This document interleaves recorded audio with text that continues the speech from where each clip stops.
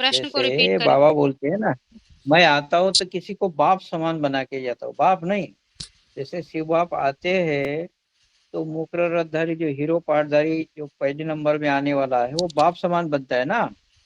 तो जब बाप समान बन जाता है तो संपन्न होने के बाद उसकी आत्मा को भी नाम मिल जाता है शिव। और शरीर को भी माना शिव बाबा कहा जाता है संपन्न होने के बाद की बात। तो ये कैसे? हीरो पाठधारी की बात है ना। मेरी आत्मा का नाम ही शिव है ना। देखिए, मेरी आत्मा का ही नाम शिव है, वो ये बात क्यों कहते हैं? आत्मा जब हम कहते हैं तो अपने से अलग कोई एंटिटी समझ लेते हैं, कोई अलग चीज है। चीज नहीं है वो। क्या है? वो चैतन्यता है। हर हर स्तर की एक चैतन्यता होती है इस दुनिया में। कीट पतंगे होते हैं, उनके एक स्तर की चैतन्यता है। उससे ऊपर आइए, उनकी अलग चैतन्यता है। मनुष्य है, उनके मनुष्यों में भी कैटेगरी है। तो सबकी चैतन्यता अलग अलग प्रकार की होती है ना, सब एक ही प्रकार की चैतन्य अवस्थाएं नहीं है उनमें। तो जो जिस स्टेज पर जिसकी चैतन्यता की आवश्यकता होती है षष्ठी रूपी रंगमंच पे, वो चैतन्यता प्रकट हो जाती है शरीर के द्वारा। तो वो आपको दिखती है। तो जो दिखते हैं वो सृष्टि पर होते हैं, और जो नहीं दिखते हैं, जो दिखते हैं वो व्यक्त होते हैं, जो नहीं दिखता है वो अव्यक्त होता है। ठीक है ना। तो हमें जब हम कहते हैं आत्मा, तो वो आत्मा कहते हैं हम जैसे एक चमकता सितारा अलग से एक कर लेते हैं। ये एक छोटे बच्चे का एक तरह से जो बाल बुद्धि होते हैं उनका एक तरह से इमेजिनेशन है ये, कि हमने एक अलग से स्टार बना लिया बहुत ऊंचाई पर। ये तो कोई बात भी नहीं साबित होती, क्योंकि ऊंचा नीचा ये सब चैतन्यता की बात है। किसी में थोड़ी चैतन्यता है, थोड़ी जागरूकता है, थोड़ी समझ है, तो उसकी आत्मा की स्टेज है वो नीची है, लोअर स्टेज ऑफ माइंड है। तो उससे कर्म कैसे होते हैं? जानवर कीट पतंगे जैसे होते हैं। और जब बहुत ऊंचाई पे पहुंच जाता है मनुष्य, तो उसका जो मनन चिंतनशीलता है बहुत बढ़ जाती है, तो उसकी जो चेतना का स्तर होता है वही बहुत ऊंचा होता है। और यदि ऊंचे से ऊंचा पहुंच गया, तो वो क्या चीज है? उसको क्या बोलेंगे? जो ऊंचे से ऊंचा है, तो उसको बोलते हैं मनुष्य सृष्टि का बाप, जो नीचे से ऊंचा पहुंचता है। और जो चैतन्यता है ही हमेशा चैतन्य है, जिसकी चैतन्यता कभी घटती या बढ़ती नहीं है, वो है शिव। तो उसका जब हम कहते हैं नाम रूप, हमारी आदत पड़ी हुई है इस संसार में ड्रामा में नाम रूप देखने की। आज भी आप देखिए, तो कोई से पूछे अष्टदेव क्या है, तो कहें कहेंगे उनके लौकिक नाम से जोड़ देंगे अष्टदेवों को, कहेंगे उनका नाम रूप देश काल ये अष्टदेव हैं। तो कैसे आप बताइए, ये जो ज्ञान है आध्यात्मिक है, आत्मा के अंदर का है, ये जागृति का विषय, और हम बाहर जोड़ देते हैं तो बात क्लैरिटी नहीं आती उसमें। तो बिल्कुल चेतनता के स्तर पे देखिए, हम जिस चेतना के स्तर पे खड़े हुए हैं, जहाँ पर हमको जितना ज्ञान है, यदि वो संपूर्ण नहीं है तो अभी आत्मा संपन्न स्थिति में नहीं है। कि नंबरवार तो सभी संपन्न बनते हैं, लेकिन जब नंबरवार बोला जाता है तब भी हम गलत कर लेते हैं, तब हम एक दूसरे से तुलना कर लेंगे, तुम हमसे कम हम तुमसे ज्यादा। तो ये जो बुद्धि होती है एक दैहिकता वाली बुद्धि है ये। क्योंकि एक बीज की दूसरे बीज से तुम क्या तुलना करोगे? आम का बीज अपने में संपन्न है, इमली का बीज अपने में संपन्न है। तो दोनों से अगर तुलना करेंगे, भाई मेरे पास ज्यादा ज्ञान है, तुम्हारे पास कम है। तो ये जो बुद्धि है कैसी हुई? दैहिक परिभाषा की बुद्धि हुई। बस। हाँ, तो पहले हमें इस बात से बाहर आना है कि हमें ये बात बिल्कुल भी नहीं सोचनी है। तो हम हर बात को जब महावाक्यों को चिंतन करेंगे, तो वो आध्यात्मिक परिभाषाओं के आधार पर करेंगे। तो जब कहा मेरी आत्मा का ही नाम है, तो अर्थात वो चैतन्य अवस्था की बात बता रहे हैं। तो वो चैतन्यता प्राप्त करने के लिए कैसा रिसीवर चाहिए? वो रिसीवर कौन है? मनुष्य सृष्टि का बाप। और वो कैसा होना चाहिए? खास बात क्या है उसकी? उसको इस दुनिया में कोई प्राप्ति की आशा खत्म हो जाती है, तब वो ऊपर वाले की तरफ देखता है। तब वो देखता है, चैतन्यता के जगत में प्रवेश करता है, बाहर के जड़ जगत को छोड़ता है। इस सब में ये काम करने की क्षमता नहीं होती, उसी पाठधारी को हीरो पाठधारी कहते हैं। अब हीरो पाठधारी है भी कैसे? यदि उसमें हीरे की चमक ना हो, तो दोनों का जब मेल होता है तो उसको क्या कहते हैं? शिव बाबा। यानी उसकी बुद्धि में पहले तो ये जागृति आए कि मैं, जो मैं आत्मा हूँ, उसमें दोनों ही पार्ट मौजूद हैं। नर का जो पार्ट है वो नर से नारायण बनेगा, और नारी का जो पार्ट है वो नारी से लक्ष्मी बनेगा। दो अलग अलग व्यक्ति की बात नहीं है। जब उसकी बात बुद्धि में ये बैठती है तब उसका पुरुषार्थ शुरू होता है। तो वो पुरुष पुरुष रूप आत्मा पुरुषार्थ शुरू करती है, देहार्थ नहीं शुरू करती। तो वो चेतना के स्तर पे अपनी अवस्थाओं को देखती है। मुझे अभी इतना ही ज्ञान है, मुझे अभी अपनी पेनिट्रेशन पावर, मुझे अभी भेदन क्षमता आत्मा को और बढ़ाना है। अभी मैं सिर्फ इतना ही देख पा रहा हूँ, यानी कि मेरे पे प्रकाश कम है, और यदि प्रकाश कम है तो मेरे अंदर भेदन शक्ति कम है, मैं देख नहीं पा रहा हूँ या देखना नहीं चाहता, कुछ तो कमी है। ऐसे करते करते वो पुरुषार्थ करता है, हर महावाक्य को अपना चेतना के स्तर पर उठाता है। ठीक है, तो ऐसे करते करते वो अपनी अपनी आधार पर, आम का बीज है तो अपने आम के गुण परिभाषाओं के आधार पे वो अपने व्यक्तित्व को ऊंचा उठाता है। तो वो उसकी पराकाष्ठा है। हर आत्मा की अपनी पराकाष्ठा है। बात क्लियर हो रही ना? अंतर समझ में आ रहा, डिफरेंस क्या है? जब हम हाँ हाँ, तो शिव बाबा कहने का अर्थ जब आता है तो बुद्धि में आना चाहिए क्या? शिव का मतलब है निराकारी ज्ञान, और बाबा मतलब वही ज्ञान जब बुद्धि में साकार होता है, साकार करता है, पुरुषार्थ करके ही करा जाता है, समझना पड़ता है। ये भी एक क्या है, उसमें भी थोड़ी मेहनत लगती है। ठीक है, तो जब आप कहते हैं बाप समान, बाप मतलब बीज, बीज अपनी संपन्न अवस्था में बाप समान है। अब बाप दूसरों के लिए तो बाप होगा नहीं, किसके लिए होगा? अपने वृक्ष का बाप है, अपने परिवार का बाप होता है, दूसरे के परिवार का थोड़ी बाप होता है।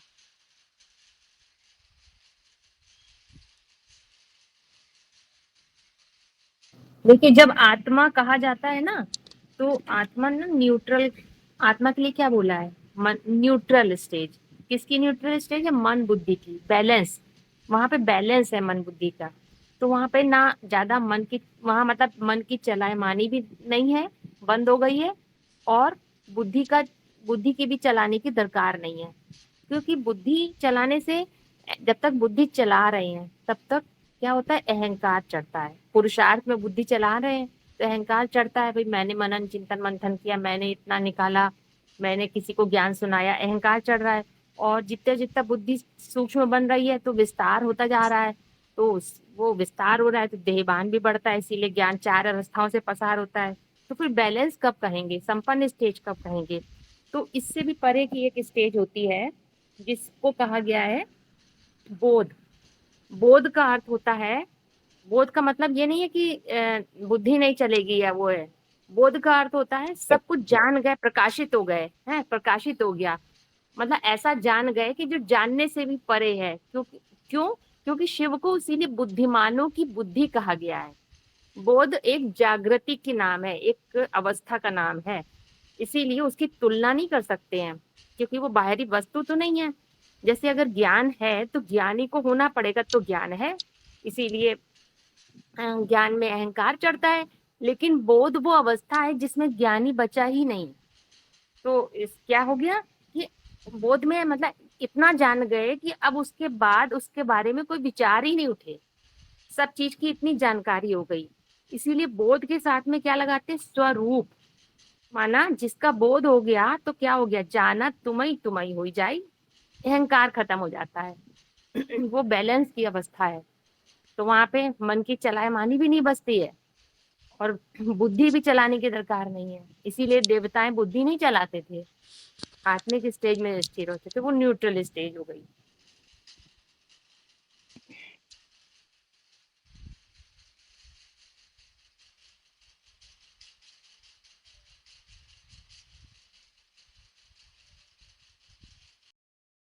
कैसे समझे कि हम पूज्य बन रहे हैं या पुजारी बन रहे?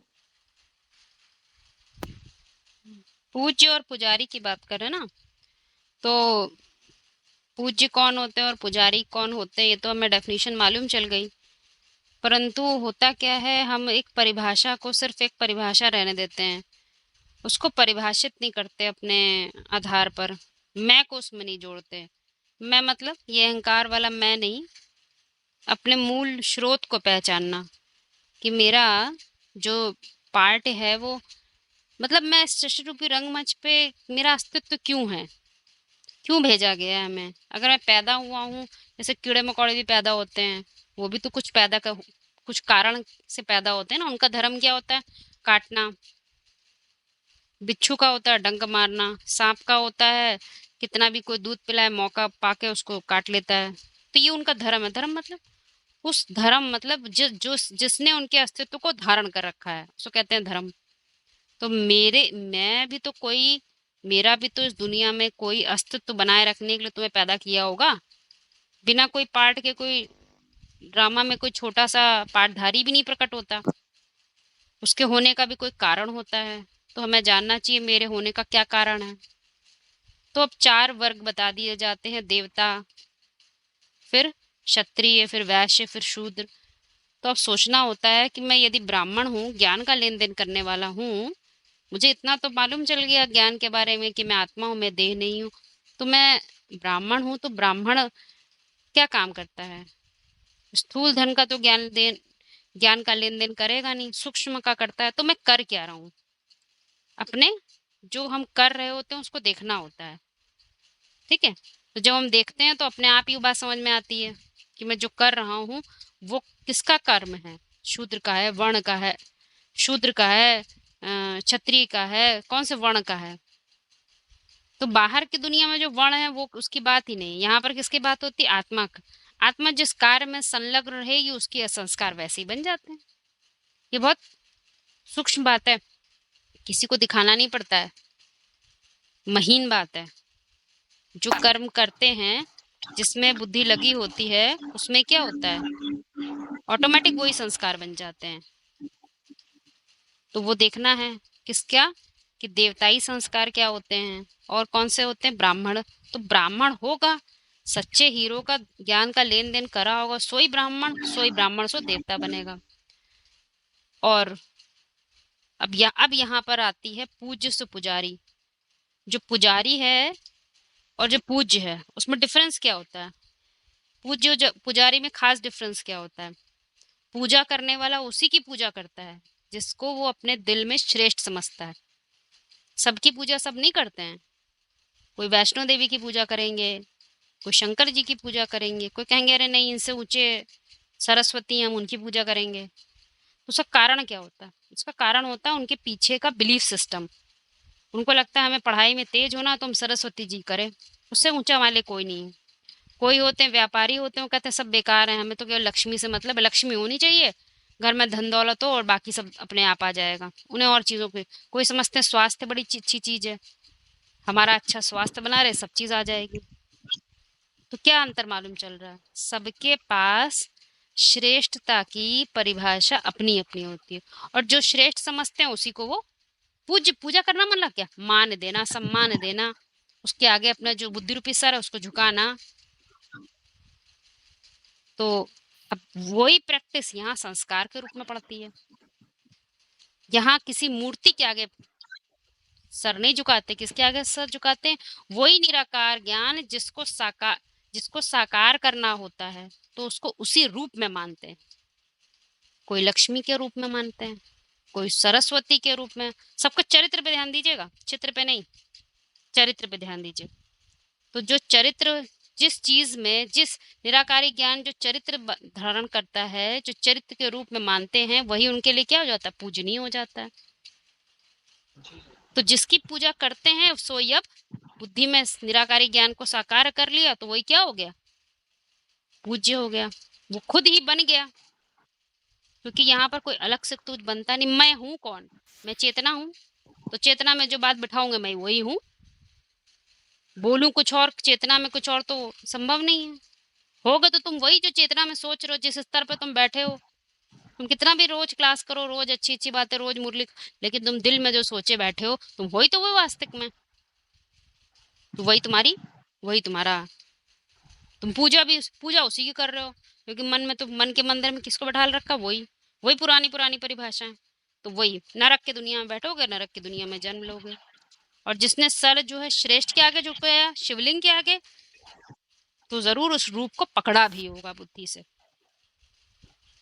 अंतर मालूम चल रहा है ना? पूज्य और पुजारी, वहां श्रेष्ठ को पूज्य में करते हैं और वो श्रेष्ठता को यहाँ पकड़ लेते हैं।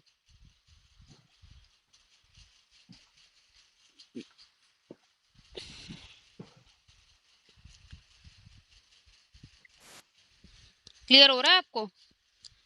थोड़ा बहुत क्लियर हुआ?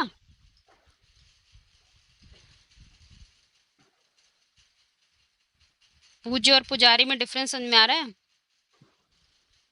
हम्म। प्रश्न ये भेजा है कि जो आत्मा के संस्कार जब बहुत स्ट्रांग होते हैं तो उनके शरीर को सरकार उस मुजरिम के शरीर को फंदे से क्यों लटकाकर मार देती है। अभी ये प्रश्न थोड़ा सा डिफिकल्ट नहीं लग रहा है। कंप्लीट नहीं है प्रश्न, हाँ, जहाँ तक कंप्लीट नहीं है। हाँ, हाँ। अगर वो पूछते तो ज्यादा समझ में आता। वही हम सोच रहे थे कि वो भाई अगर बोलते ना तो समझ में आता, वैसे हाँ हमको भी समझ कम आ रहा है। हाँ, पॉइंट थोड़ा क्लियर नहीं आ रहा समझ में।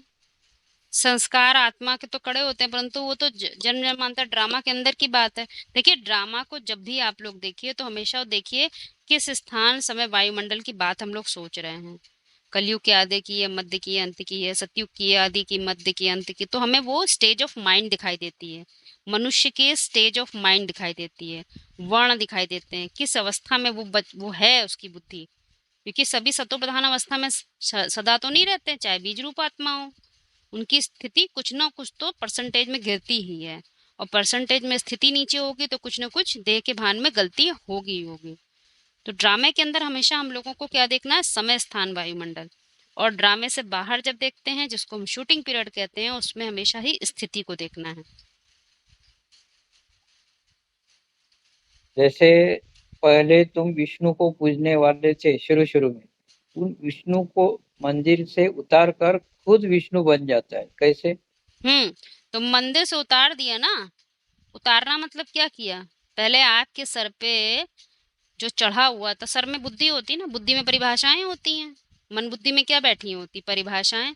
देह की परिभाषाएं में जब हम कोई बात बैठाते हैं तो वो हमसे दूर होता है। क्योंकि मंदिर हम बाहर बनाते हैं, अंदर कहाँ देते हैं?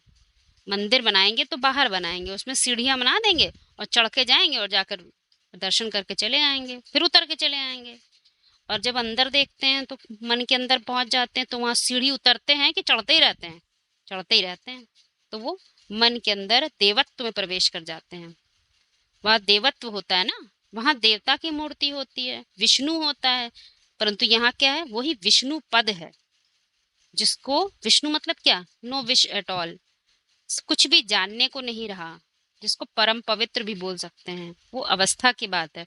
वो अवस्था में पहुंच गए तो जैसे कि उस पद में पहुंच गए, तो आप चढ़ के अंदर पहुंच जाते हैं। देवत्व को स्वीकार कर लिया, वो देवत्व में प्रवेश कर गए, तो वो दूर नहीं रहता। सत्युग त्रेता में कई मंदिर बनाते हैं? नहीं बनाते हैं।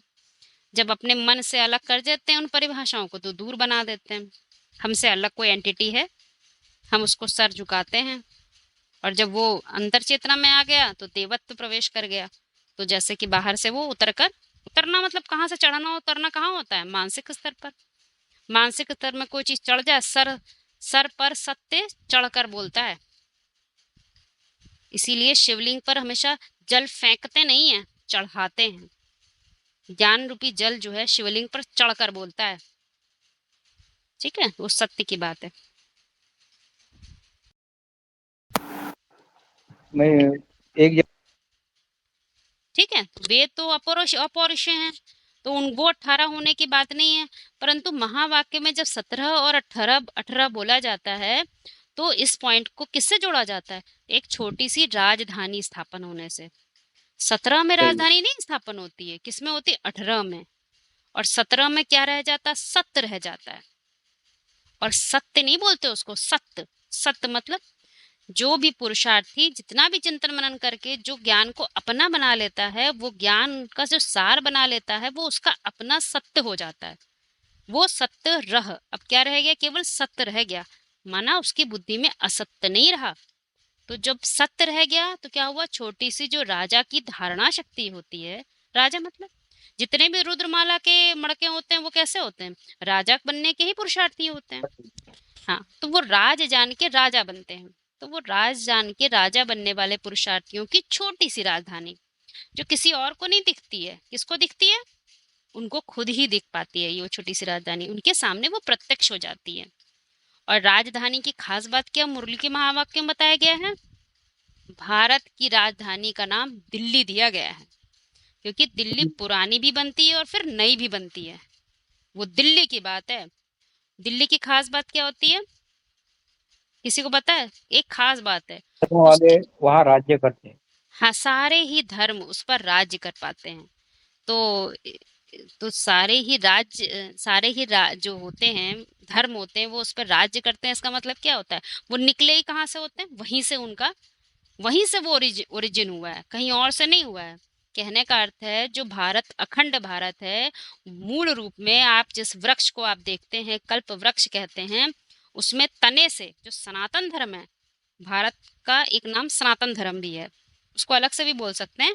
सनातन धर्म से ही सारी टाल टालियां निकलती हैं, क्योंकि उसके अंदर पोटेंशियलिटी है, ये क्षमता है और धर्मों को बढ़ने की आजादी देने का। बाकी सब में ये मादा नहीं होता। भारत में ये मादा है। आज भी भारत में कभी किसी देश पर आक्रमण नहीं करते, सेल्फ डिफेंस के लिए हथियार उठाते हैं, केवल अपनी आत्मरक्षा के लिए। बाकी किसी के ऊपर आक्रमण करके आज भी भारत ने किसी को अपना नहीं, गुलाम नहीं बनाया, क्योंकि वो चाहते हैं तुम भी स्वतंत्र रहो, हम भी स्वतंत्र हैं। तो ये भारत, ये जो गुण है, ये सनातन धर्म वालों का है, जिनका जिनका धर्म मतलब धारणा शक्ति इस दुनिया में हमेशा बनी रहती है। धारणा शक्ति को आप लोग समझते हैं ना? जो ज्ञान हम धारण कर लेते हैं, हमारी बुद्धि में जो ज्ञान धारण हो जाता है, यदि वो यूनिवर्सल ज्ञान है तो सतत रूप से काम करता है। यदि आपने सबसे ऊंचा लगा हुआ सैटेलाइट पकड़ लिया, तो आप कहीं भी जाइए, वो नेटवर्क काम करेगा आपका। वैसे ही ये सनातन धर्म होता है, तो उससे ही वो निकलते हैं सारे धर्म वाले। तो उनको तो ऐसी धारणा शक्ति बना लेना, वही दिल्ली है। उसके लिए जो परिभाषा होगी ना, जिनको हम अष्टदेव बोलते हैं, अष्टदेव यानी छोटी सी राजधानी बोलते हैं। वो छोटी सी राजधानी छोटी मोटी होगी क्या? वो बड़ी ऊंची होगी। ऊंची मतलब क्या? ऊंची धारणा शक्ति। तभी वो इतनों को पालना देने में सक्षम है। ये बिल्कुल सूक्ष्म बात है, मानसिक स्तर की बात है। बाहर पकड़ेंगे तो बिल्कुल नहीं समझ में आएगी। 8 लोगों को सिर्फ इकट्ठा करने में जिंदगी बिता देंगे, बात साबित नहीं होगी। करते रहो, कितना भी करते हो। संगठित होना बड़ी बात है कि संगठन बनाना बड़ी बात है? उत्तर दीजिए। घटित। संगठित होना बड़ी बात है। आप लोग उसका शिव की जयंती का कनेक्शन, जो शिव की प्रत्यक्षता का कनेक्शन है 3 मूर्तियों से, त्रिमूर्ति शिव कहा जाता है। और जो 18 है वो किस लिए प्रसिद्ध है? जो अभी बताया गया, राजधानी तब बन जाती है, तो वो उसमें किसकी जयंती? शिव बाबा की जयंती। शिव की वो हो गई त्रिमूर्ति के साथ में प्रत्यक्षता, और शिव बाबा की जयंती वो हो गई। तो जैसे अष्टदेव के लिए बताया जाता है, लोग कंफ्यूज हो रहे हैं कि अष्टदेव व्यक्ति हैं, 8 व्यक्ति हैं। तो मुरली में भी बोल दिया गया अष्टदेव साकार के लिए। तो लेकिन साकार की परिभाषा तो पहले समझ ले, क्या मतलब है। साकार का मतलब जरूरी नहीं है कि व्यक्ति के रूप में साकार है, 5 तत्वों के चोले में है। अब हम लोग आध्यात्मिक ज्ञान पढ़ रहे हैं, तो उसके लिए साकार क्या मतलब हुआ। यहाँ पर साकार का मतलब है शिव जैसे निराकार है, तो जो 3 मूर्तियां हैं उनकी जो बनती हैं वो भी कैसी होंगी? आकारी स्टेज है, निराकार नहीं है। उनको साकार नहीं कहेंगे ब्रह्मा विष्णु और शंकर को, वो भी आकारी हैं। शिव के साथ में वो तो आकारी हो गई। लेकिन जब शिव बाबा जयंती हो जाता है, मतलब छोटी सी राजधानी, तो वो अष्टदेव का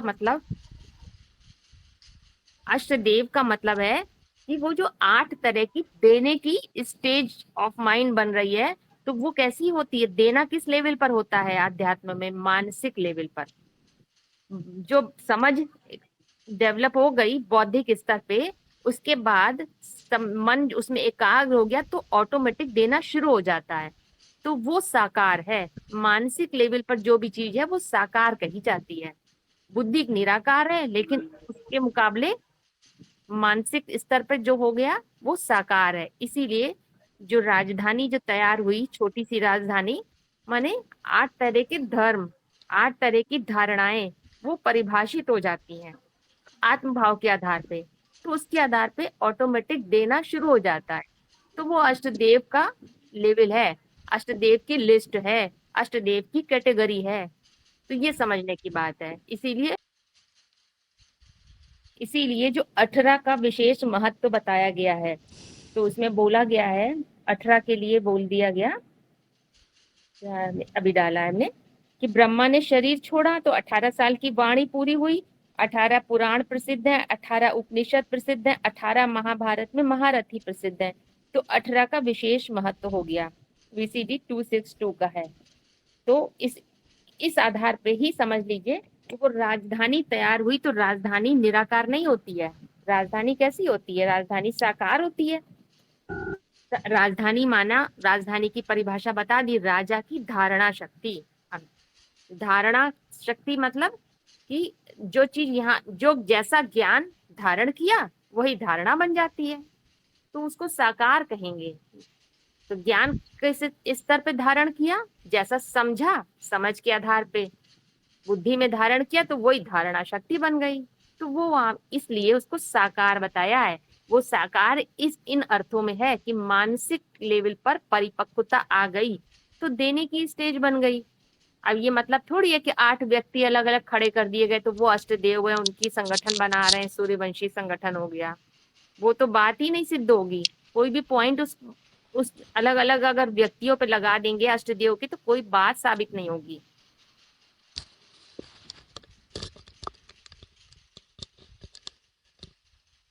एक सबसे इम्पोर्टेंट बात यह है कि जब हम कहते हैं शिव जयंत हो जाता है, तो शिव जयंत केवल प्रवेश होने से नहीं होता, उसके बीच की प्रोसेस पूरी है, जिस बात को हम लोग ये समझ रहे हैं। और समझने के साथ साथ, जैसे कोई बात समझी, हमने नक्शा बनाया, परंतु हमने नक्शा बना लिया कि ऐसे हमको गणेश की मूर्ति बनानी है, ऐसे शंकर की मूर्ति बनानी, और बस बना ली, परंतु उसको अपने उस पर उतारा नहीं। शंकर की मूर्ति है, उसको अपने जो एक आप समझिए, आपके सामने कोई ब्रश और वो रखा, पेंट रखा, आपने उसको बनाया नहीं उसमें, तो वो बाहर नहीं आएगी ना, दिखाई नहीं देगी। इसी तरह से आध्यात्म में क्या होता है, हम उस नक्शे को सोचते हैं, ये ऐसा, ये माला है, ये चढ़ना है, ये जूड़ा है, ये अष्टदेव है, लेकिन हमने उसको एक अपने में उसको एप्लीकेशन नहीं करा, तो वो मॉडल एक तैयार वर्किंग मॉडल नहीं तो तैयार हुआ नहीं। आपने क्या किया, हमने समझ लिया अष्टदेव ये होते हैं, हमने समझ लिया परिभाषा, हमारे समझ शिव, ये सब कुछ समझ लिया। समझना तब होता है जब तुमने उसको खुद में मर्ज कर लिया, सहज उसको अंदर आने के लिए स्वीकृति दे दी, वो तुम उसको काम करने लगा, वो वर्किंग मॉडल में आ जाए। तुमने अपने से उसको अलग रखा, ये है फलाना है, दूसरों को बताते रहे हम, और वो वर्किंग मॉडल में तो आया नहीं। विष्णु मतलब वर्किंग मॉडल, जो वो काम करने लग जाए, उस पर आया ही नहीं। तो ये बात समझने की है, हम जितनी भी बात हम सदा शिव की ही ले, हम कोई भी बात समझे, उस बात को जब तक वो तीसरे तक ना आ जाए, यानी कि मनन चिंतन के बाद वो अप्लाई ना होने लग जाए, हमारे किसी ना किसी व्यक्तित्व की अप्रोच में ना वो घुस जाए, तो वो हमारे लिए बेकार है, कितने भी आप महावाक्य रट लीजिए। तो ऐसे ही आप हर बात को ऐसे समझो, ठीक है ना, केवल शब्दों में ना पकड़ो उसको। केवल जैसे आपने बोला शिव क्या है, तो अब आप इसको ऐसे क्वेश्चन करिए कि मेरे लिए शिव क्या है, तो आपके लिए शिव क्या होगा।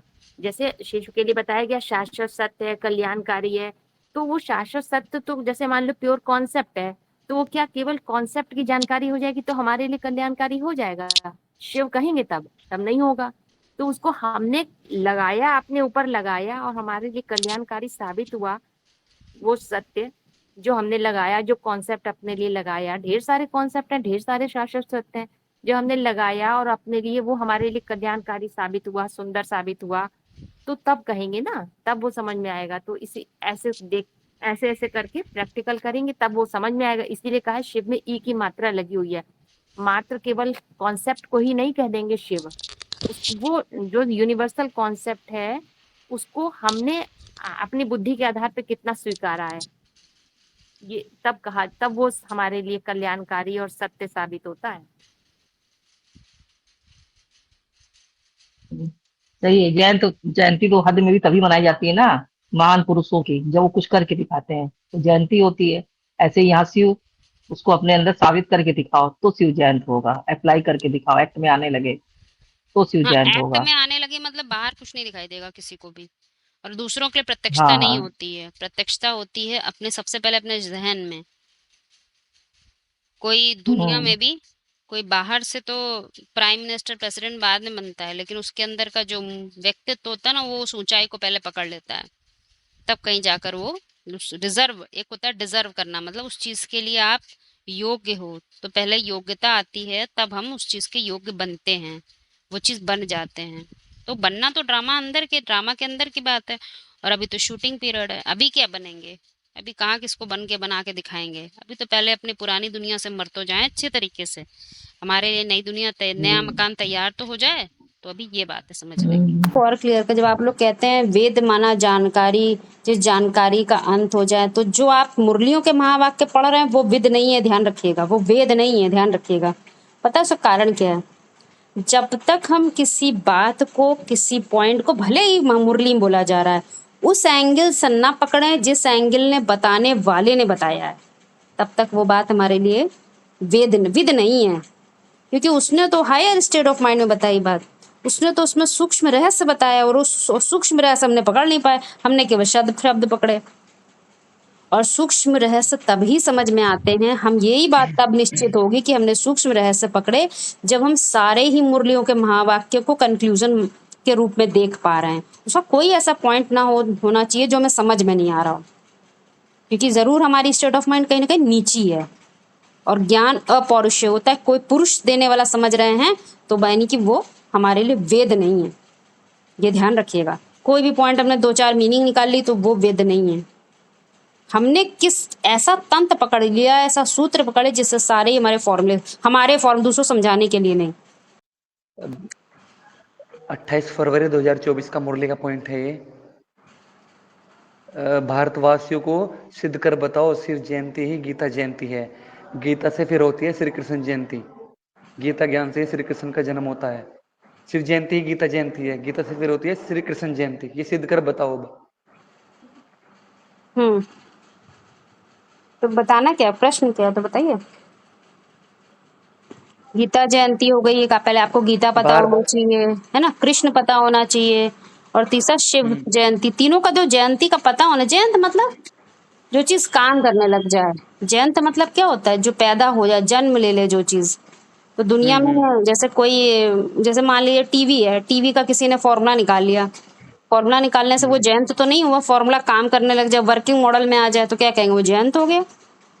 ठीक है, ऐसे शिव मतलब क्या? कूट सत्य से तुम्हारी बुद्धि जुड़ गई, परमानेंट जुड़ गई, निरंतर तुम योगाभ्यासी हो गए, तुम भारतवासी हो गए पक्के, तो क्या कहेंगे? जैसे कि वो वर्किंग मॉडल हो गया। दोस्तों क्या कहेंगे? शिव जयंती। कैसे शिव जयंती ही गीता जयंती है। हाँ, फिर जो है गीता का कनेक्शन, गीता क्या है पहले तो ये भी समझ जाए चाहिए। गीता क्या है हमारे लिए, हमें समझना चाहिए है क्या वास्तव में, गीता है क्या। तो क्या बताया, एक सच्ची गीता है, एक झूठी गीता है। गीता मतलब क्या होता है? सबसे ऊंचे से ऊंचा, श्री मतलब श्रेष्ठ श्रेष्ठ मत, ध्यान दीजिएगा, मत सबसे ऊंची सी ऊंची मत, तो ऊंची से ऊंची मत। तो हम ऊंचे से ऊंचा पहुंचेंगे तो ऊंचे से ऊंचों को पकड़ेंगे, कि नीचे ही बैठे रहेंगे तो ऊंची से ऊंच समझ में आ जाएगी, नहीं आएगी ना समझ में। तो एक है सच्ची गीता और एक होती है झूठी गीता। यानी जो दुनिया में असत्य है, जो विनाशी, उसके आधार पर जो संविधान बना रखा है वो ना काम करे। कौन काम करे? जो सच्चा है, जो अविनाशी है, जो हमेशा ही सत्य रहता है, उसके आधार पे जो गीता है, सर्वश्रेष्ठ संविधान है, वो बात बुद्धि में बैठ जाए, वो विधान बुद्धि में काम करने लग जाए, तो उसे कहते हैं वो जयंत हो गया, वो वर्किंग मॉडल काम करने लगा, वो है गीता जयंती। पहले तुम्हें शिव ही नहीं समझ में आएगा तो गीता कहाँ समझ में आएगी, और गीता ही नहीं समझ में आएगी तो न्यू मन ऑफ द वर्ड कहाँ से तैयार होगा? ओल्ड मन ऑफ द वर्ड काम करेगा। ये जो मन है ना पुरानी दुनिया वाला, ये जरूर कुछ ना कुछ इंटरफेयर करता रहेगा, नया वाला नहीं काम कर सकता, क्योंकि उसके लिए पूरा ही परिवर्तन चाहिए। समझिएगा, पूरा ही परिवर्तन मतलब तुम्हें 3 मूर्तियां क्रॉस होनी चाहिए, पूरा ही मनन चिंतन करके तुम पलट के, परिवर्तन शक्ति तुम्हारी पूरी का। इसीलिए बोला एड़ी चोटी का जोर लगता है, थोड़ा मोड़ा जोर नहीं लगता है। आईएएस भी बनते हैं तो लोग एड़ी चोटी का जोर लगाते हैं दुनिया में, और हम थोड़े मोड़े दौर से पहुंच जाएंगे स्वर्ग में? नहीं, पूरा पलटना है। बायजोली का खेल बताया है ना, तो पूरा पलटेंगे तो स्व की स्थिति में जाएंगे। तो वही बोला है, पहले शिव जयंती, फिर उससे हो गई गीता जयंती, और वो हो जाएगी कृष्ण जयंती। हमने आपको शॉर्ट में बता दिया है। कुछ क्लियर हुआ ना आपको?